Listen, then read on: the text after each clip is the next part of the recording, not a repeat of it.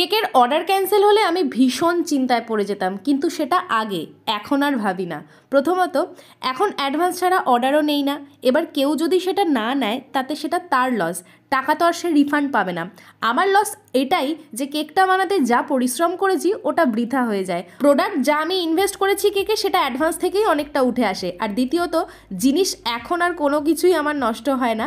ভগবানের আশীর্বাদে ঠিক কোনো না কোনো কেকের অর্ডার এসেই যায়, আর আমি আগের ডেকোরেশন যা করেছি সবটা তুলে আবার নতুন কোনো ডিজাইন ক্রিয়েট করে তারপরে সেটা সেল করে দিতে পারি, যেটা তোমরা এখন দেখতেই পেলে। তো এখন যে 2 টায়ারের কেকটা বানাচ্ছি এটা আমি একদম নিজের মন থেকে বানিয়েছি একটা 7 বছরের বাচ্চা ছেলের জন্য।